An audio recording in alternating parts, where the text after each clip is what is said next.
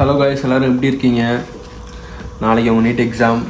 இன்னைக்கு நைட்டு எல்லோரும் நீட் எக்ஸாமுக்கு ப்ரிப்பேர் ஆகிருப்பீங்கன்னு நினைக்கிறேன்.